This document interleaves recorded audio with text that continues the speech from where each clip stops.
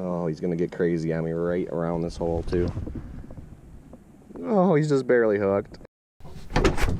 What's up, YouTube? Welcome back to another one. We're gonna do some pan fishing today. See if we can't get some nice fish before it rains on us. It's 50 degrees, so let's get at it. Stay tuned.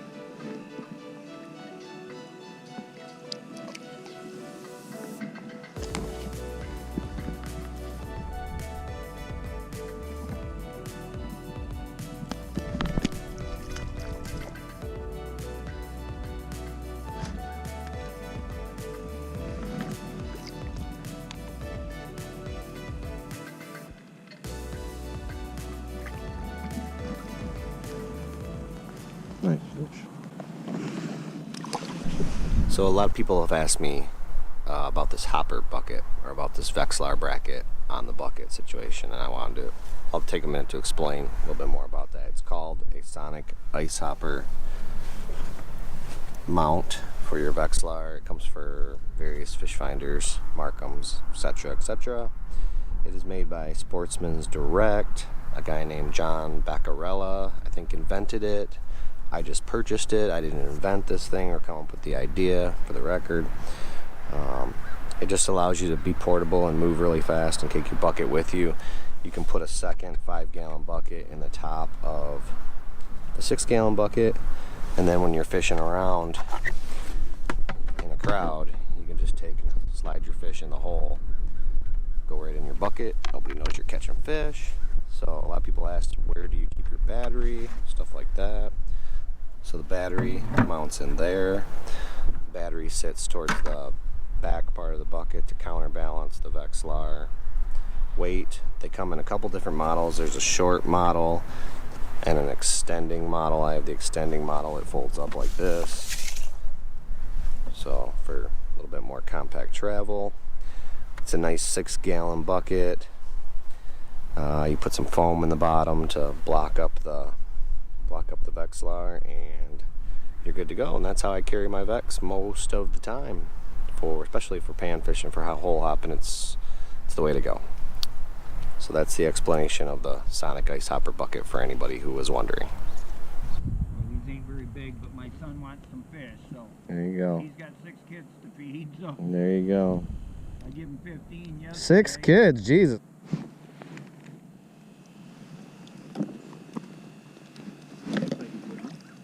The first 3 I caught were all like that. You don't want them, I'll take them. Oh, we gotta grow some 10-inchers here. There ain't many of them in here. I caught one last year. I caught 2 the other day. I like them 10-inchers. You don't want them, I'll take them. Gotta get some for the wall. Oh, I caught a monster on the... Did ya? They're even rarer there. Years ago, I used to get monsters. Yeah. Oh yeah. There's good ones everywhere years ago. Right. A lot more people nowadays. Actually, I don't think there's half as many people as there used to be. Fish finders make fishermen awful good real quick too. A lot of people catch a lot of panfish nowadays with these little things. Well, you know, if they're hitting, anybody can catch them. Yeah. I ain't gonna waste my time carrying one on the ice.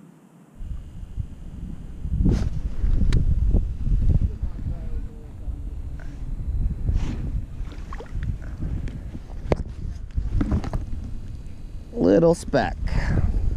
Little speck. He stole my bait. Don't you hate when you drill a bunch of holes and make a move and it's a complete fail? That just happened to me. Got a bunch of holes here full of dinks. I'm moving back to where I caught some good ones. We'll see what happens. We gotta wrap this day up.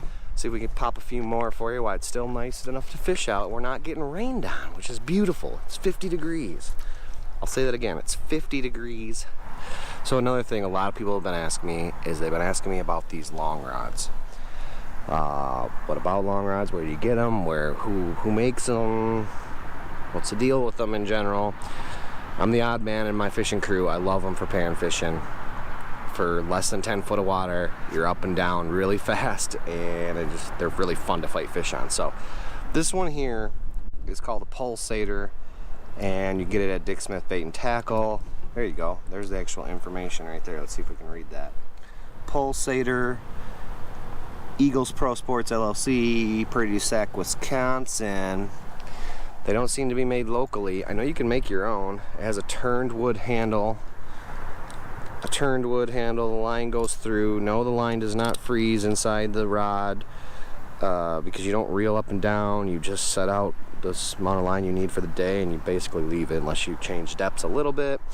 Fraybill makes their own sort of version of it. The reel on Fraybill's long rod is prone to problems. It does have a nice cork handle. They make them in an ultralight and a light. I know they've changed them a little bit since I had a Fraybill one.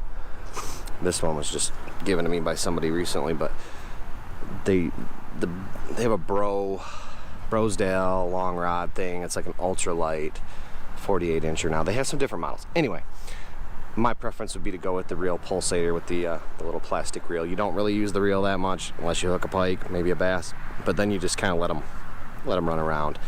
They're perfect for sort of stealthy, shallow water pan fishing.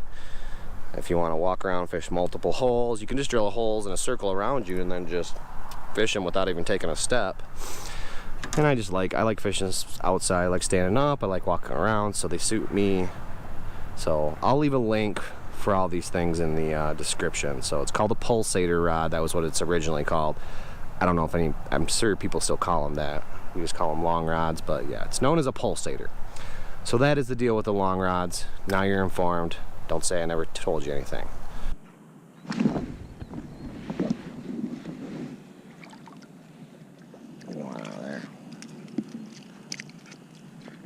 Doing any good? Ain't no fish in this lake. Them holes. Oh, it's your spot, man. Just fish anywhere. I thought most of my good ones just stayed right up there close to shore by them reeds. Really? Yeah, about 10 feet of water.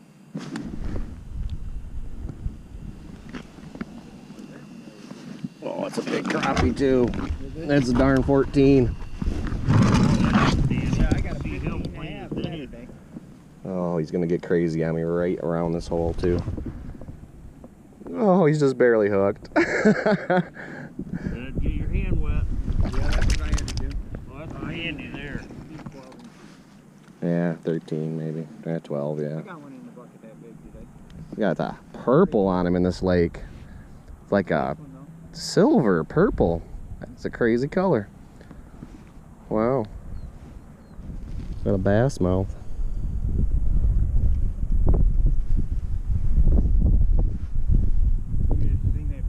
Man, yeah. Throw him back? He's throwing them all back. I just like to catch fish, man. Huh? I just like to catch fish. A lot more than I like to clean fish. Well, I'll clean them. All right. Well, so I hit the ice and it was raining like cats and dogs when I left my truck, but it's gotten nicer while I'm out here. I did catch a few really nice bluegills and a really nice crappie in that first little weed bed that I hit. But those fish are beat up out there, and apparently I was in local yokel spot, so I just decided to give it to him and go walking around. Fish hard while the ice is here. That's the lesson of the day. You never know when it's going to be gone. It's 50 degrees. It could thunderstorm today. Everything could come to an end really quickly. So you gotta fish it. You gotta fish it hard. I promise we'll get back on the walleye soon. I did fish a lot of walleye lately. I didn't show you that just because it's been so hectic, and the walleye stuff on the ice is just hard. It's just hard to get cameras and everything together and have a good day of fishing. So it is what it is. We're out here bluegill fishing. Hopefully we got some good action for you guys today. Fish the green cabbage. The fish are still in the weeds. They haven't dropped off into the basins around here yet. We haven't had that deep of a winter. Fish hard. Take advantage of the good weather that we've been having. Thanks for taking some time out of your day to watch this video. I really appreciate it. Be sure to like, comment, tell your friends, subscribe. Till next time, I'll holler at you.